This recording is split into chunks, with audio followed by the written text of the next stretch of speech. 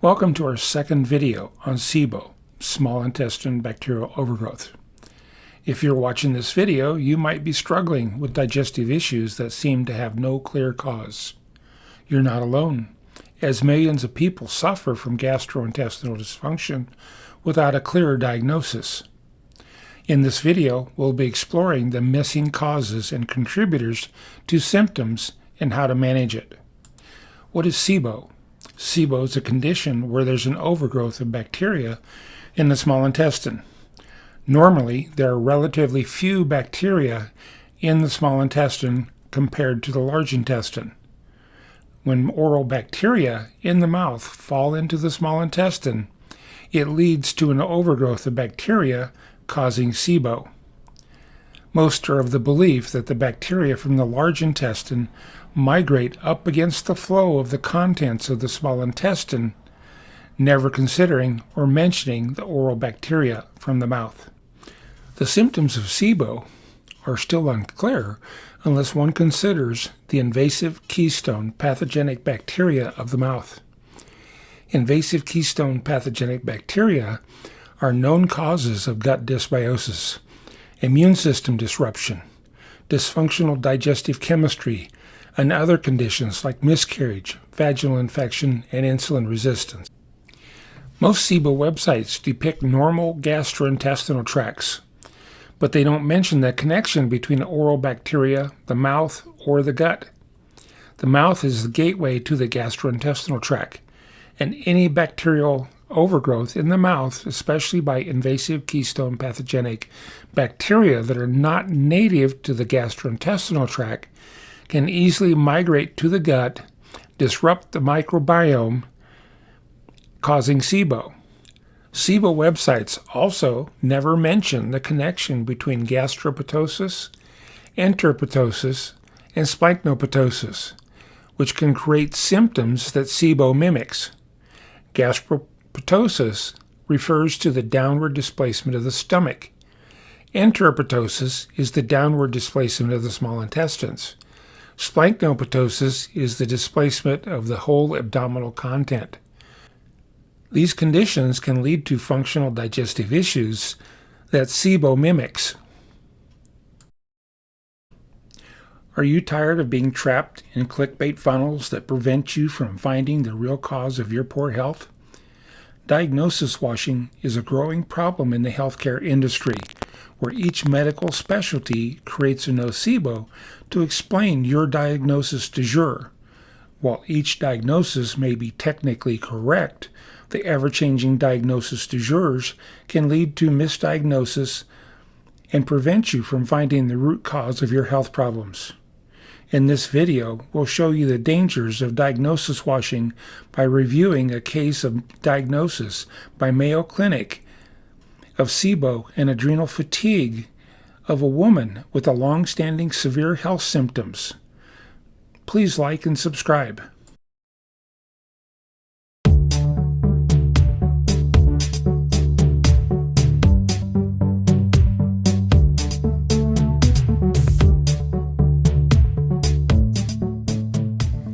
Diagnosis washing is a deceptive practice that involves adding ubiquitous symptoms to a diagnosis in order to make it appear as though the condition is the root cause of an individual's symptoms. This is often done in conjunction with marketing and health classes, which are used to validate the use of these symptoms in a wash diagnosis.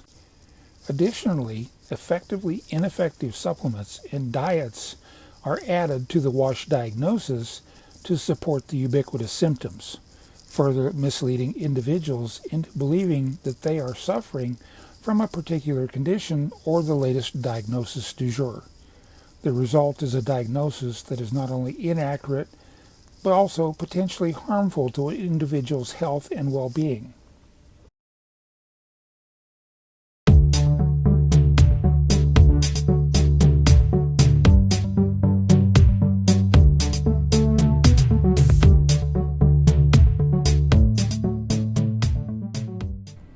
Let's take a look at a patient diagnosed with SIBO and adrenal fatigue by Mayo Clinic. But first, a little background on her. She said her problems began after having a C-section in a Chicago hospital where she woke up and saw that her intestines were splayed across her chest. She spent the following years going from doctor to doctor, searching for an answer for the way she felt. Nobody was able to give her an answer.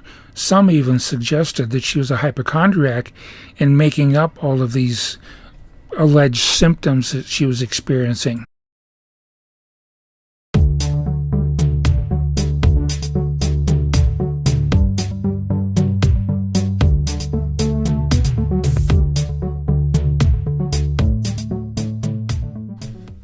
Gas in the body is ignored until it makes an exit north or south.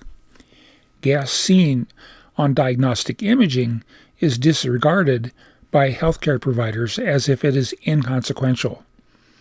Gas pressure in Pilates exercise balls and car tires might as well be the same inconsequential phenomenon. But gas is not insignificant, no matter where it is situated. Did you know air pressure in a Pilates ball is less than 1 pound per square inch? Well, a car tire is 35 psi. Gas in the colon will pass through the ileocecal valve under a pressure varying from 1/4 to 2 pounds.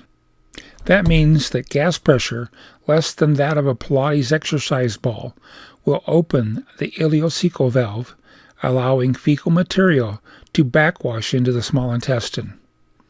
The ileocecal valve is not a valve like a water faucet or a heart valve, which elicits the age-old argument of the ileocecal valve being stuck open or stuck closed. The ileocecal valve is an invagination. Think of the word, know what it looks like. Formation of bubbles depends on the deformation and the flow of the fecal material in the intestines, with the local abundant production of bacterial gases near bacterial colonies. Gases are unable to diffuse rapidly through the dense liquid fecal content, and local accumulation allows the formation of bubbles, mainly of bacterial gases.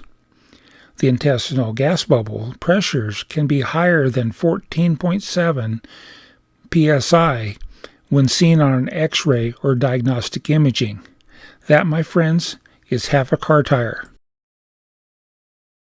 Excess gas is blowing up the intestines like a balloon, stretching the walls of the intestines, constantly acting as gas in a liquid, constantly distending the walls of the digestive tract without fatigue, constantly provoking peristaltic contractions by releasing enteramine, which is now known as serotonin, fatiguing and depleting the cells that produce serotonin, diminishing the serotonin reserve in the body, depleting the nervous vasomotorous ability to control blood flow throughout the body. Intestinal gas distension is caused by several factors, including the concentration of acid and enzymes in the stomach, which send messages through long and short neural reflexes to increase gastrin release. This leads to an increase in hydrochloric acid production, which causes stomach distension. On the other hand, distension of the intestines sends both hormonal and neural reflex messages to decrease gastrin release, which decreases stomach acid production in the stomach. In patients with portal hypertension, intestinal distension can induce an increase in the portal venous system, engorging the esophageal veins, distorting the shape of the lower esophageal sphincter, which is the dominant cause of reflux. The more frequent the transient lower esophageal sphincter distortion, the higher the frequency of reflux episodes and the greater amount of time gastric acid spends in the esophagus. In this video, we deep dive into a shocking CT scan of a patient with a wash diagnosis of SIBO and adrenal fatigue. The CT scan revealed several abnormalities, including a vertical stomach, senescent pancreas and spleen, which were noted in the radiologist's report. Also observed was enteroptosis of the small intestine, which is considered a normal anatomic variance due to it being seen so often in diagnostic imaging. Additionally, the patient's abdominal compartment was riddled with gas bubbles in the small and large intestine. These disrupt peristalsis and blow open the ileocecal valve. An engorged portal vein, diagnostic of portal hypertension, results in stagnation of the blood and lymphatics in the abdomen. The body grows new blood vessels with an engorged portal vein, bypassing the liver, delivering unprocessed food from the small intestine into systemic circulation, thus resulting in her extreme food reactions. Furthermore, the patient experienced internal and external hemorrhoids, pelvic congestion, in addition to retrograde menses, resulting in painful menstruation with heavy bleeding, severe acid reflux due to internal hemorrhoids, and bleeding with bowel movements because of the external hemorrhoids. Let us go through the CT scan slice by slice to show you what was overlooked in the technically correct WASH diagnosis of SIBO and adrenal fatigue.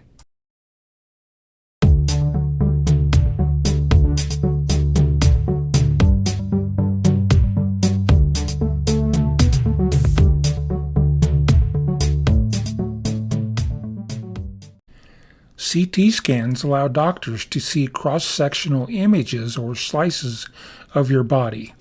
The thickness of tissue represented at each image slice can vary depending on the CT machine used, but usually ranges from 1 to 10 millimeters. We will be going through the slices of her body from front to back. In the first slice, we see the appearance of gas bubbles, which have reached at least a pressure of 14.7 psi, and there's some questionable appearance of the large intestine as it appears to be almost vertical instead of the horizontal appearance of the transverse colon. In slice 2, we see the enteroptosis of the large intestine and the gas bubbles. In slice 3, we see more of the large intestine enteroptosis and it being filled with the dark gas bubbles, plus the vertical stomach gastroptosis. In slice number 4, we see the staple left in her body from when her gallbladder was removed, plus we're seeing the appearance of the engorged liver, more of the vertical stomach, and the gas-filled large intestine is more of a parallel vertical appearance than the horizontal placement of the normal transverse colon. In slide number 5, we see more of the engorged liver encroaching on the vertical stomach. The large intestine continues its distorted shape. When we compare her vertical stomach to a normal stomach, it's quite easy to see that this is not a normal, healthy presentation. In slide number 6, her large intestine appears to be taking on more of an N shape than the normal question mark shape, plus a large gas bubble at the top of her stomach. With this vertical stomach the way it is highly questionable as to whether her food is getting exposed to any stomach acid to initiate the breakdown of the nutrients. The engorged portal vein is making its appearance in slide 7, as well as all the gas bubbles that permeate through her entire digestive tract, and especially around the ileocecal valve. And I'm going to give you a gentle reminder that in order for gas to be seen on a CT scan or an X-ray, it must reach 14.7 psi, or 1 atmosphere of pressure. In slide 8, it has become very apparent that the large intestine is not in its normal configuration. It looks more like a M than the question mark. This is definitely a case of Splanchnoptosis, and every one of those curves are going to alter her gastrointestinal function, peristalsis, and cause the buildup of gas within her abdomen. We also see more of the engorged portal vein, plus more of the vertical stomach or the gastroptosis, and the engorged liver from the portal hypertension. The shape of her large intestine gives much credence to her claim that she saw her intestines splayed out over her chest during her C-section. We're a little deeper now in slice 9, and we're beginning to see the small intestines and the plexus of the hepatic portal vein being exposed. The small intestine is actually designed to leak nutrients into the portal vein where it's supposed to be transported to the liver for processing into nutrition. I have yet to have a leaky gut expert explain to me where the gut is leaking to. In slice 10, we're seeing more of the enteroptosis of the small intestine and its connection to the hepatic portal vein plexus. Even the small intestine is full of gas bubbles, and we're seeing an elongation of the vertical stomach or the gastroptosis. So essentially they are correct in diagnosing her with SIBO because there's very little hope that this stomach in its current presentation would be able to produce the digestive chemistry necessary to kill the invasive keystone oral bacteria that are making their way into the stomach. There's also little hope that any treatment they have for SIBO would be successful. In slide 11, we're seeing more of the enteroptosis of the small intestine and the appearance of the senescent pancreas and spleen. Healthcare providers have a hard time answering my question, how much of the pancreas is involved in enzyme production and how much is blood sugar regulation and insulin production. The answer to that is the pancreas is 99% enzyme production and only 1% endocrine insulin production. A senescent pancreas means that she will not be able to control her blood sugar, but those doctors that were looking for high blood sugar will never be able to find it because her diet consisted mostly of boiled chicken. We're one layer deeper in slice 12, and you can see the shape of the stomach has changed. And we're also seeing more of the senescent pancreas and the enteroptosis of the small intestine, and the continuation of the gas bubbles. This multitude of organ dysfunction is causing the so-called appearance of adrenal fatigue, and it's really an insulin resistance blood sugar problem that's causing the fatigue, not the adrenals. In slice 13, the engorged hepatic portal venous plexus is making more of an appearance. The effects of portal hypertension are far-ranging, and once you understand the effects, you'll realize that this was never SIBO or adrenal fatigue. In slice 14, we see more of the engorged portal vein. In order to understand portal hypertension and the lymphatic system, you will first have to understand blood flow dynamics and Pazuli's law. This is why portal hypertension is missed in MRI and CT scan diagnostic imaging. The portal vein appears within, quote, normal anatomic variance, end quote. And once you're able to understand that a 19% increase in diameter doubles the volume of blood in the arteries and veins, you can make the connection that portal hypertension is like living in a house, and most people have, where when you're taking a shower and someone flushes the toilet or starts running hot water, the water pressure and temperature change abruptly. You experience either a spontaneous cold shower or get scalded, having to do some acrobatics to avoid the changed water pressure and temperature. Ending the show with slice 15, you can see all of the things that we discussed previously, and it's highly unlikely that this woman was suffering from SIBO and adrenal fatigue as her primary causes.